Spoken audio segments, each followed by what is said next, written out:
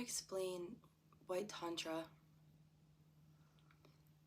And so I've been doing my research a bit just to kind of see how other creators are putting these technologies out there.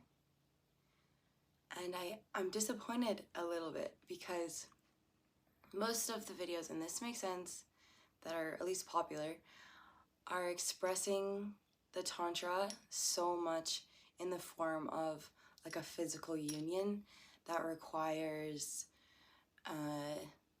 certain anatomies, and it just doesn't feel inclusive, and it doesn't feel like it's actually honoring it in a way on the energetics. And so we have all of these people that are so lost in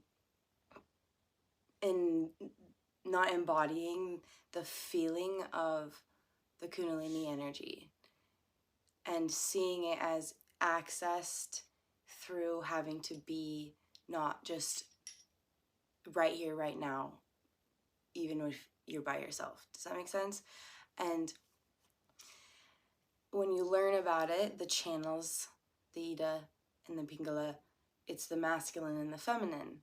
And so, of course, when you have that idea existing in you as the principles of the meat suit and not the principles of the spirit anatomy, it's confusing, and it misses so much of the beauty of it all.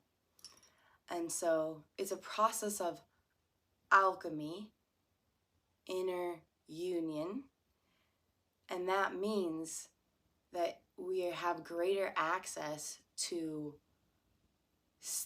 the senses.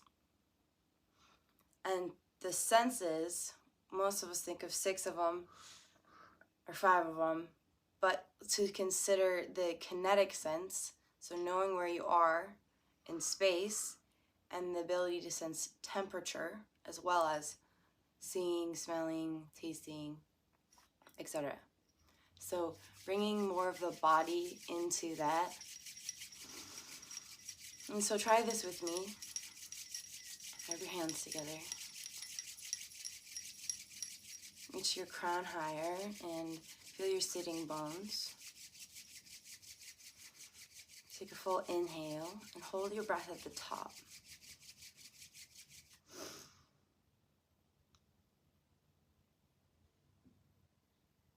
Exhale. And then pull your hands apart. And see if you can notice sort of the invisible contact, the ability to feel. Right now you're feeling your own circuit. And notice that circuit maybe starts to fill up and charge more.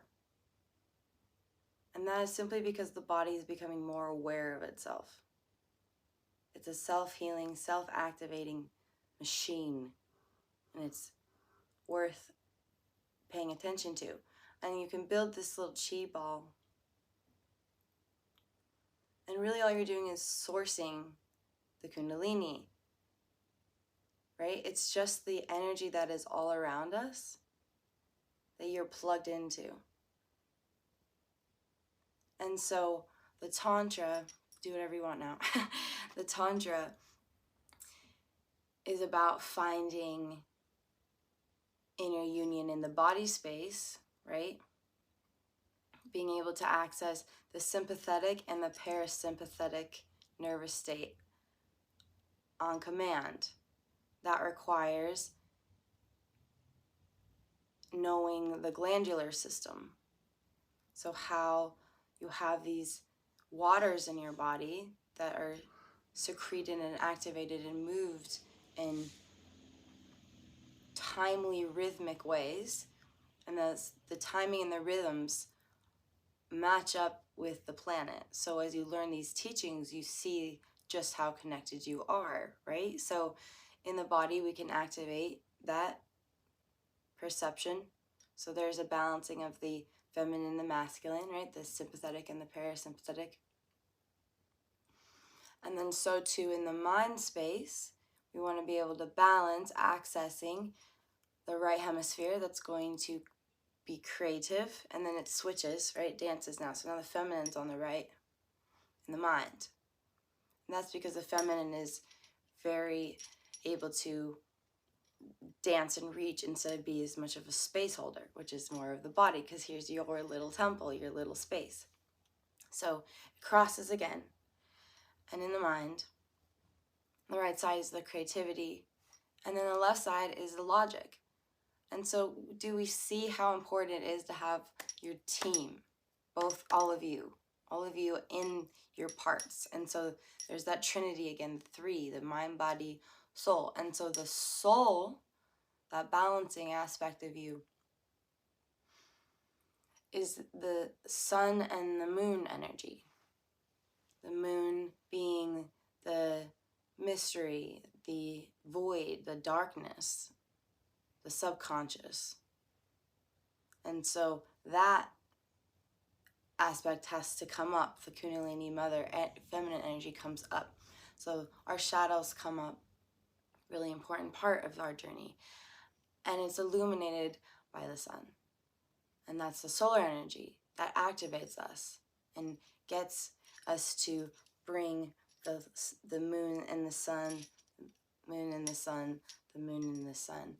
This inhale, exhale experience that we're all having is just you balancing you. But what you're balancing to, right, the sin means just a simple stray of an arrow. That's all it is. But we have a bullseye, right? We have sort of a target, everyone.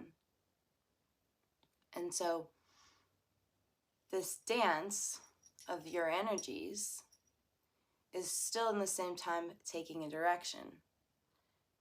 And that point is personal and precious and intimate to you and only you.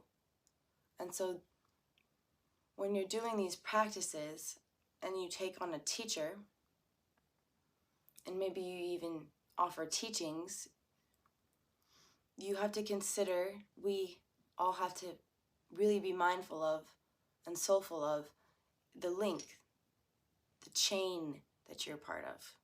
This is a lineage of people that have come before us and protected it and kept this tantric alchemical process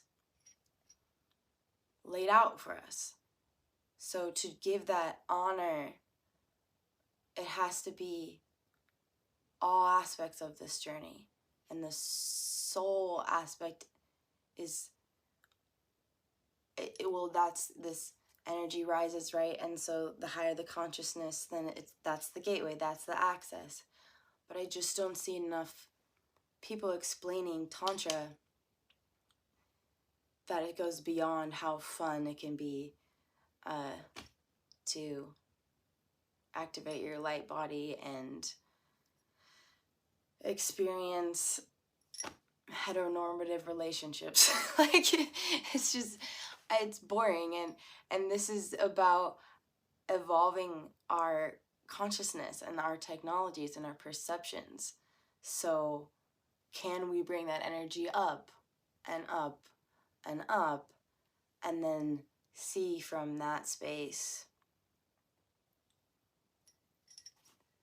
And then I think that shifts the act anyways, because it becomes more like worship and gratitude in that experience, because you know what that really means to do, to line up your chakras with somebody.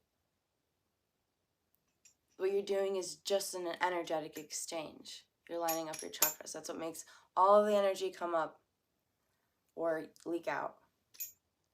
And so it's about keeping your channel really a holy channel, because the stronger and the more people that activate and strengthen this, then that means there's directly more people connecting to their sound current and their soul channel. And that takes you to guidance to help us all on those individual missions. That's why we do these things, to make the world a better place. And it doesn't matter what shape your body is in, what beautiful temple you have to line your chakras up with somebody. And I just want to say that God doesn't see imperfection. And God is all seeing all the time. And right now, God is seeing you. So there is a state right now of your perfection. And it's as simple as easing into it. Because there is a river constantly flowing through you. And it feels powerful. And when our electromagnetics and our systems and our rhythms aren't prepared for that, or they have a bunch of gunk on top of that, that's the journey, right? Back home, back in the home is all of you.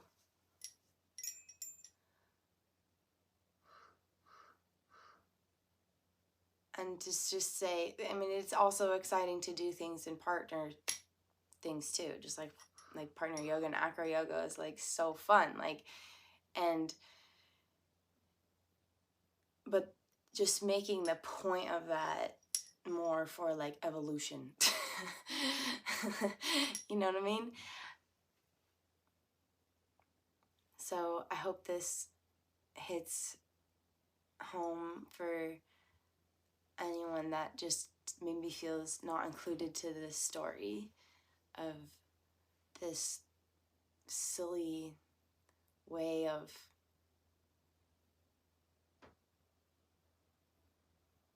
not expanding into the fullest amount of honor and gratitude for these teachings by making it kind of a sales pitch, right? It's sexy as fuck, but like, that's because the soul is. Okay? Alright, take care. Namaste. Sat Nam.